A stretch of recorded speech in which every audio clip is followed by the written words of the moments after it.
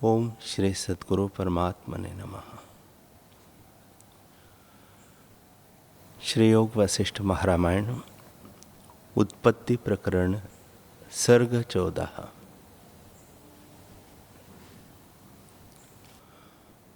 लीला ने पूछा, हे देवी, उस वशिष्ठ ब्राह्मण को मरे 8 दिन बीते हैं और हमको यहाँ 60 सहस्त्र वर्ष बीते हैं। यह वार्ता कैसे सत्य जानी है? थोड़े काल में बड़ा काल कैसे हुआ? देवी बोली, हे लीले, जैसे थोड़े देश में बहुत देश आते हैं, वैसे ही काल में बहुत काल भी आता है। अहंता ममता आदि जितना कुछ जगत है सो आभास मात्र है, उसे क्रम से सुनो। जब जीव मृतक होता है तब मूर्छा होती है और फिर मूर्छा से चैतन्यता फुराती है। उसमें यह भासता है कि यह आधार है तो यह आधेय है, यह मेरा हाथ है, यह मेरा शरीर है, यह मेरा पिता है, इसका मैं पुत्र हूँ। अब इतने वर्ष का मैं हुआ, ये मेरे बांधव हैं, इनके साथ मैं स्नेह करता हूँ। यह मेरा ग्रह है और यह मेरा कुल चिरकाल का चला आता है। मरने के अनंतर इतने क्रम को देखता है। हे लीले, जिस प्रकार वह देखता है वैसे ही यह भी जान। एक क्षण में और का और भासने लगता है। यह जगत चैतन्य का किंचन है। जैसे चैतन्य संवित में चैत्यता होती है, वैसे ही यह जगत भी भासता है। और जैसे स्वप्न में दृष्टा, दर्शन, दृश्य तीनों भासते हैं, वैसे ही आत्मसत्ता में यह जगत किंचन होता है और भ्रम से भासता है। वास्तव में नानात्व कुछ हुआ नहीं है। जैसे स्वप्न में कारण बिना नाना प्रकार का जगत भासता है, वैसे ही परलोक में नाना प्रकार का जगत कारण बिना ही भासता है। सो आकाश रूप है और मन के भ्रम से भासता है। वैसे यह जगत भी मन के भ्रम से भासता है।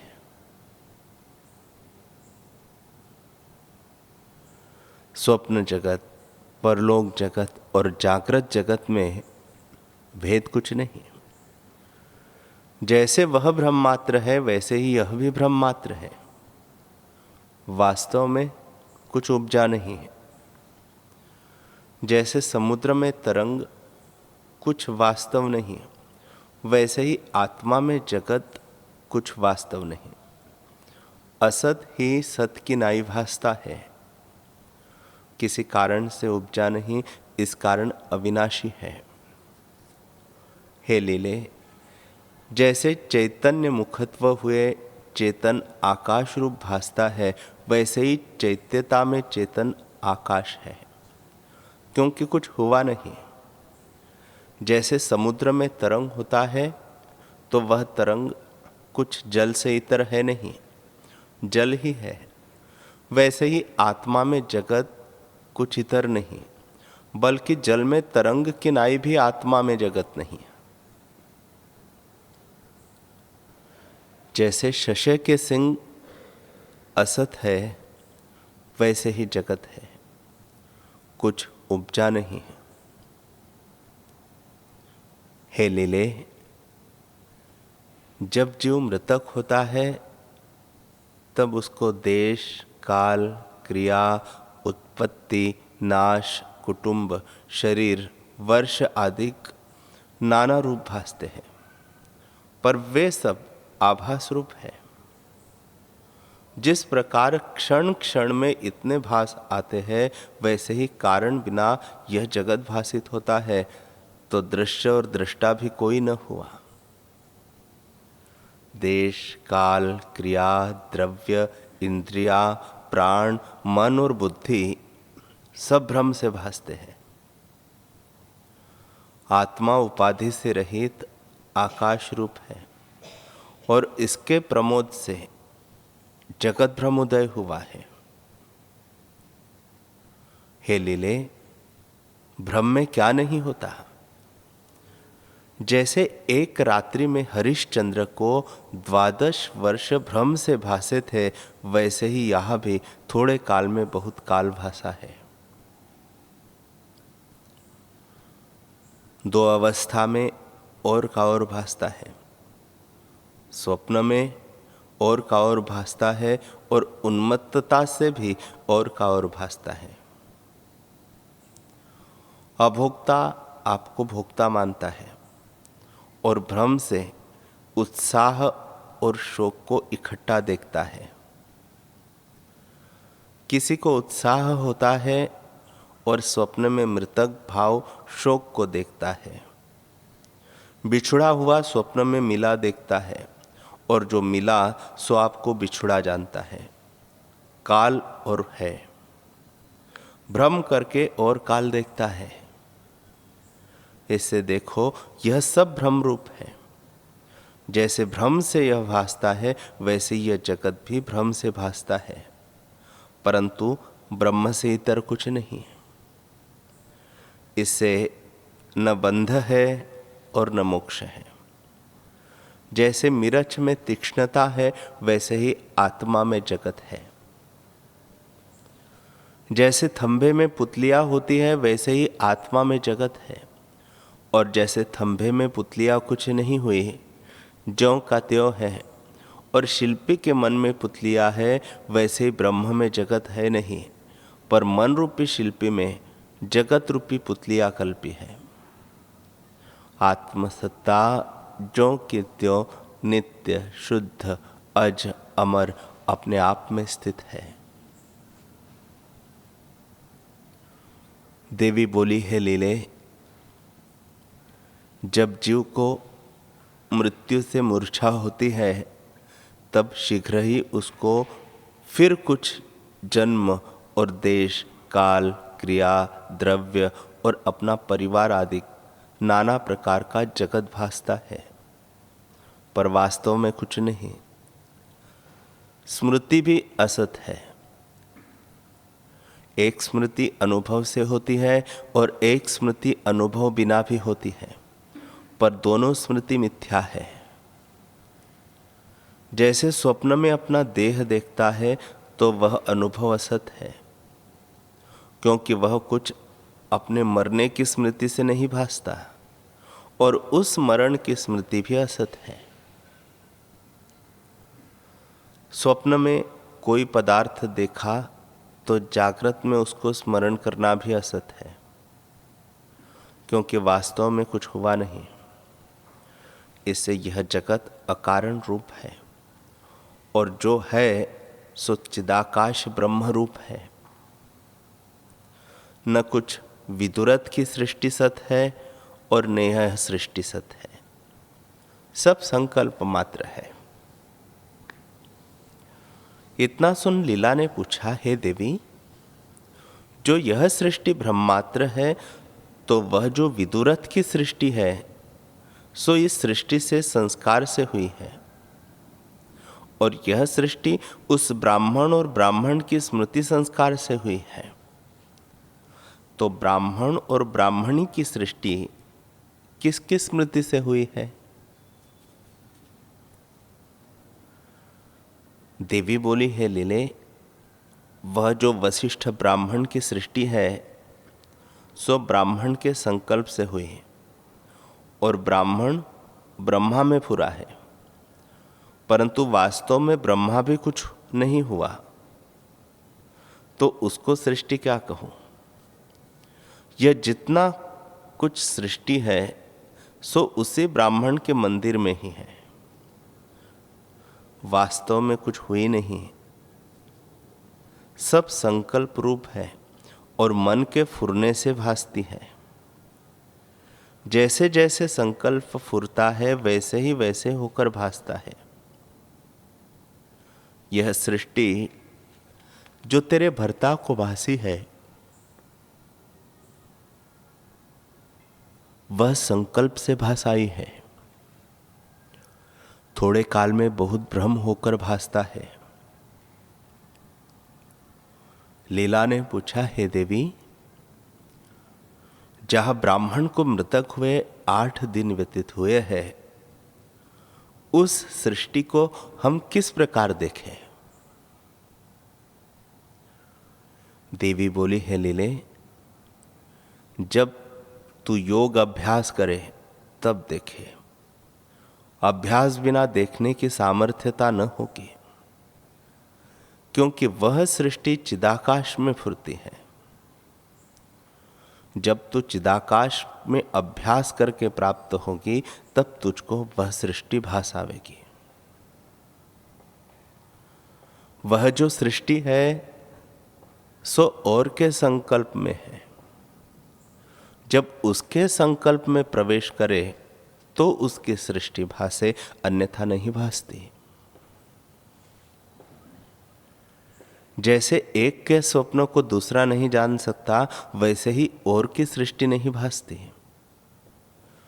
जब तू अंतवाहक रूप हो तब वह सृष्टि देखे। जब तक आदि भौतिक स्थूल पंच तत्वों के शरीर में अभ्यास है, तब तक उसको न देख सकेगी, क्योंकि निराकार को निराकार ग्रहण करता है, आकार नहीं ग्रहण कर सकता। इससे यह आदि भौतिक देह भ्रम है, इसको त्याग कर चिदाकाश में स्थित हो। जैसे पक्षी आलय को त्याग कर आकाश में उड़ता है और जहां इच्छा होती है वहां चला जाता है, वैसे ही चित्त को एकाग्र करके स्थूल शरीर को त्याग दे और योग अभ्यास कर आत्म सत्ता में स्थित हो जा। जब आदि भौतिक को त्याग कर अभ्यास के बल से चिदाकाश में स्थित होगी, तब आवरण से रहित होगी और फिर जहां इच्छा करेगी वहां चली जाएगी और जो कुछ देखा चाहेगी वह देखेगी। हे लीले, हम सदा उस चिदाकाश में स्थित हैं। हमारा वपु चिदाकाश है, इस कारण हमको कोई आवरण रोक नहीं सकता। हमसे उदारों की सदा स्वरूप में स्थिति है और हम सदा निरावरण है। कोई कार्य हमको आवरण नहीं कर सकता। हम स्वइच्छित है, जहां जाया चाहे वह जाते हैं और सदा अंतवाहक रूप है। तो वहां जा भी नहीं सकती। हे लीले, अपना ही संकल्प सृष्टि है। उसमें जब तक चित्त की वृत्ति लगी है, उस काल में यह अपना शरीर ही नहीं भासता, तो और का कैसे भासे? जब तुमको अंतवाहकता का दृढ़ अभ्यास हो और आदि भौतिक स्थूल शरीर की ओर से वैराग्य हो, तब आदि भौतिकता मिट जाएगी, क्योंकि आगे ही सब सृष्टि अंतवाहक रूप है, पर संकल्प की दृढ़ता से आदि भौतिक भासती है। जैसे जल दृढ़ शीतलता से बर्फ रूप हो जाता है, वैसे ही अंतवाहकता से आदि भौतिक हो जाते हैं। प्रमाद रूप संकल्प वास्तव में कुछ हुआ नहीं।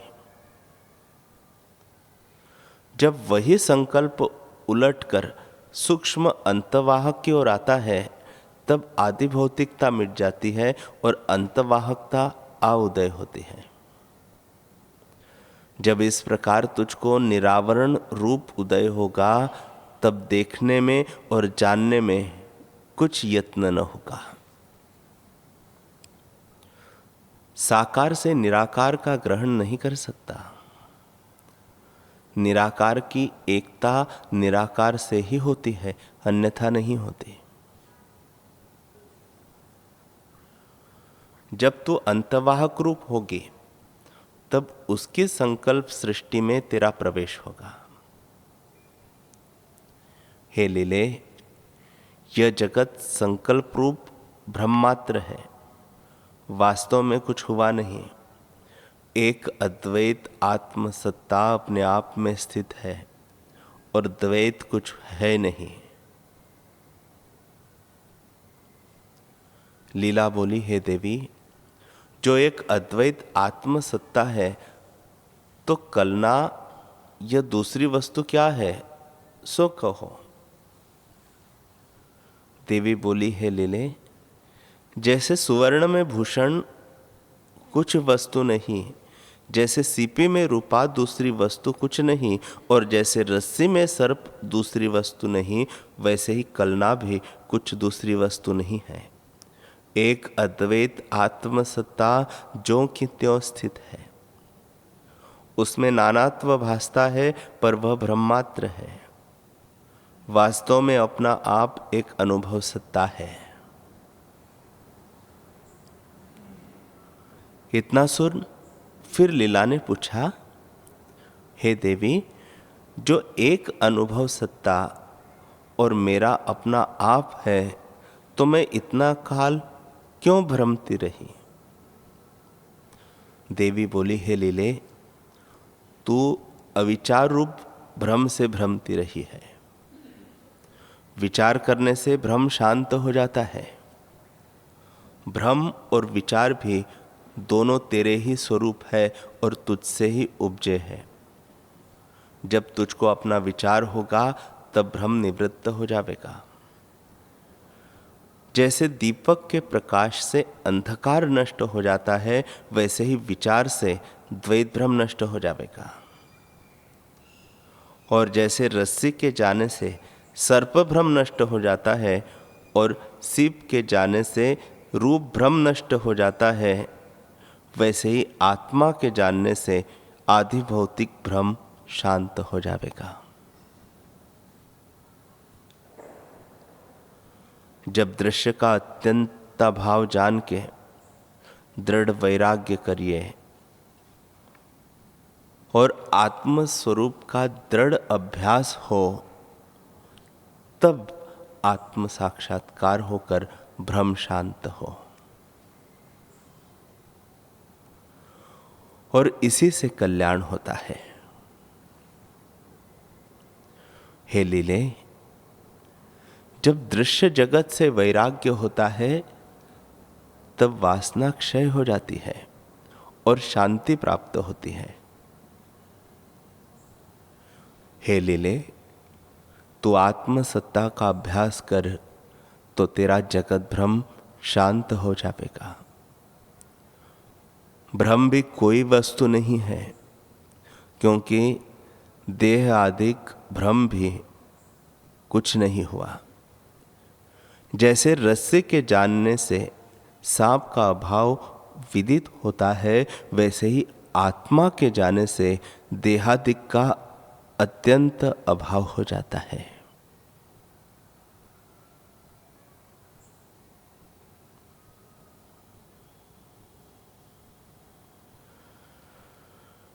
हरि ओम।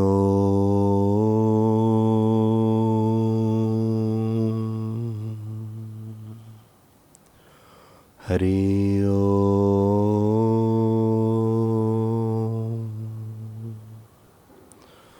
ओम सहना भवतु सहनौ भुनक्तु सह वीर्यं करवावहै तेजस्विनावधीतमस्तु मा विद्विषावहै। ओम शांति शांति शांति। श्री सद्गुरुदेव भगवान की जय।